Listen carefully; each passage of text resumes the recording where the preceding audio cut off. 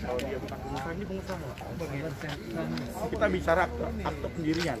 Kalau siapapun yang menjalani usaha itu atau menjalani proyek itu urusan masing-masing.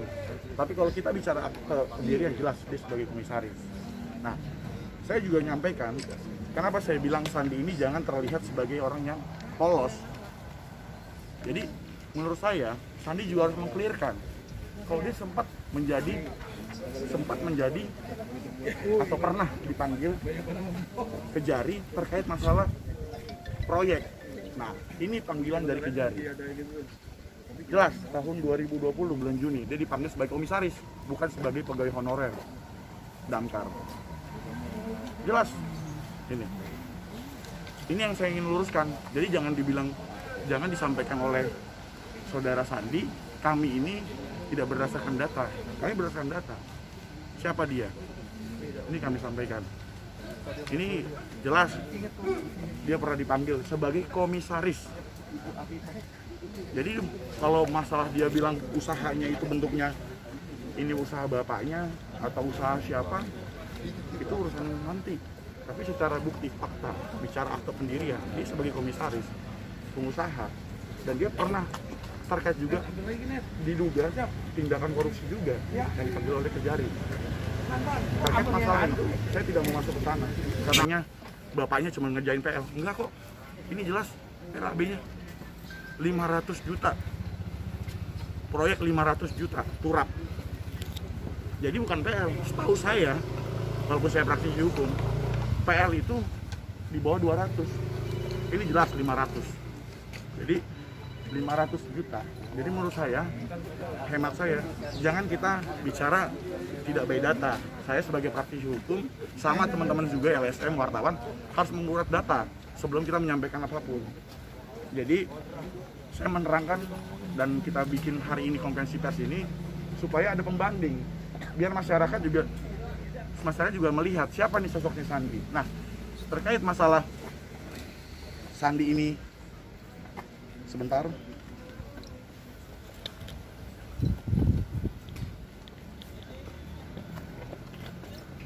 Terkait Sandi ini arogan, saya punya videonya. Ini videonya Sandi. Dan saya juga mempertanyakan kepada Dinas Pemadam Kebakaran, di sini kepala dinas, kok orang seperti ini bisa dipekerjakan? Apakah perekrutan honorer di Kota Depok ini ada yang salah? Dan yang lucunya, Sandi ini datang, info yang saya dapat ya, Sandi ini datang mencari kepala dinas dengan membawa senjata tajam. Nah, itu tanggal 29 Maret 2021. Tidak jauh dari Sandi bikin viral waktu masalah poster itu. Nah, jadi saya di sini ingin meluruskan apa yang pernah disampaikan oleh senior saya, pengacaranya Sandi, Rasman Arifin Nasution, terkait masalah siapa si Sandi ini.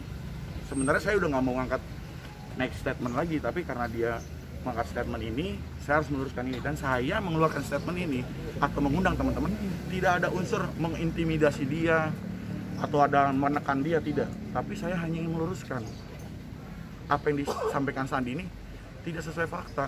Nah, saya semua by data. Mungkin teman-teman sudah dapat rilis dari saya by data itu, dan jadi kalau disampaikan sekali lagi, mau itu pengusahanya bapaknya mau siapapun, tapi kita sebagai praktisi hukum harus bicara soal masalah otentik akte pendirian yang sudah distempel secara hukum.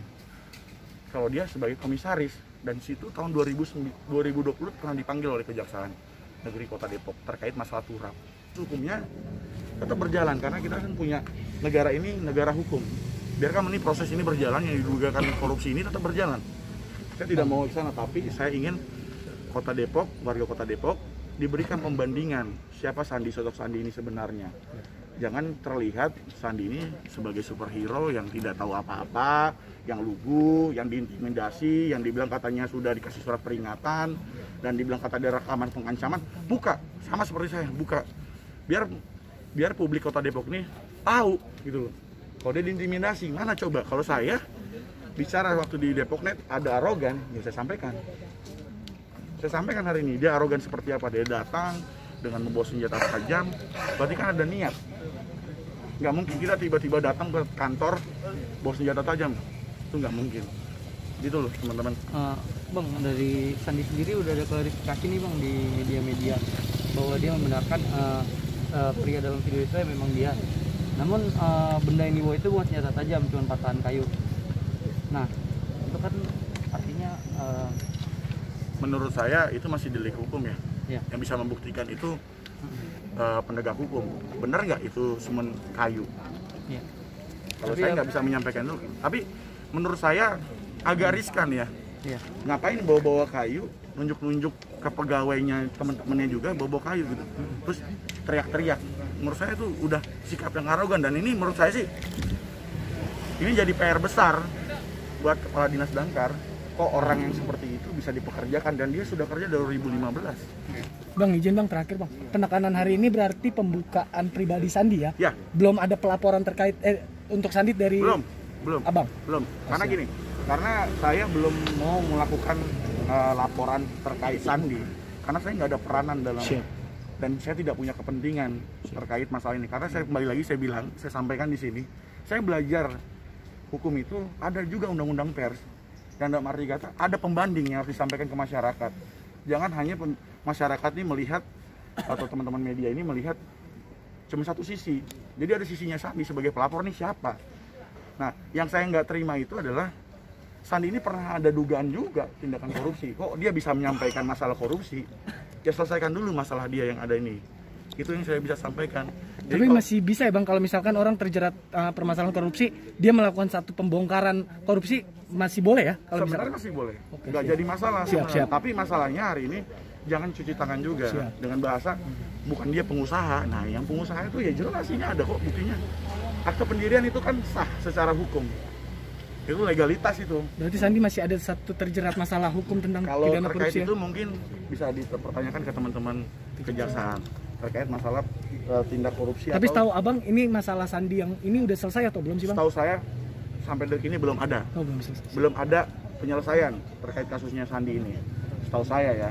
Ini masih pengamatan saya, tapi saya belum mendalami ini. Hanya ingin saya menyampaikan hari ini mengklarifikasikan saja apa yang disampaikan Sandi melalui pengacaranya, senior saya juga, Bang Rasman Arifin Nasution itu. Kalau yang disampaikan Bang Arifin, ya saya buktikan. Jangan ada bicara kalau saya tidak berbicara sebaik-baik data. Itu aja yang bisa saya sampaikan teman-teman. Satu bang, di mata abang, penilaian abang, kasus Sandi ini murni atau grand design atau aktor itu keluar, bagaimana menurut abang, pandangan abang? Kalau saya bicara hukum hari ini, kita melihat fakta hukumnya aja. Fakta hukumnya. Jujur, saya sekali lagi mengundang teman-teman, tidak ada kepentingan politik di sini. Tidak ada kepentingan politisi sama sekali, dan saya tidak ada keuntungan juga terkait itu. Nah, jadi kalau untuk terkait itu yang disampaikan tadi sama abang, saya masih perlu pendalaman. Siapa Sandi ini? Dalam arti kata siapa aktornya atau siapapun, saya belum bisa menjawab itu. Tapi yang pastinya adalah hari ini saya hanya membuka tabir siapa Sandi ini sebenarnya. Jadi biar teman-teman media juga terbuka. Itu yang bisa saya sampaikan. Jadi kalau abang bilang siapa aktornya berarti? Kemarin itu saya meluruskan, dan saya ngomong itu sesuai dengan data. Karena saya praktisi hukum harus bicara dengan data, berdata. Dan videonya mungkin saya punya video itu karena saya juga menelusuri ke dalam siapa Sandi ini sebenarnya, makanya bikin angkat statement. Itu yang biasa saya sampaikan teman-teman. Oh enggak, saya nggak ada pihak besar, saya hanya sebagai praktisi hukum saja. Menyikapi apa, saya hanya bikin, saya orang Depok bang. Saya lahir di Depok, saya besar di Depok. Saya pengen punya orang Depok ini, warga Depok ini harus dikasih pembanding. Tidak boleh hanya melihat dari satu sisinya permasalahan ini, tapi harus dikasih lihat juga. Begitu bang. Ini saya bentuk kepedulian warga Depok ya bang? Ya, saya sebagai warga Depok, saya praktisi hukum. Ya saya dukung kalau memang ada tindakan korupsi, didorong oleh penegak hukum. Saya dorong itu. Tapi tolong masyarakat juga harus diberi pencerdasan juga terkait masalah itu.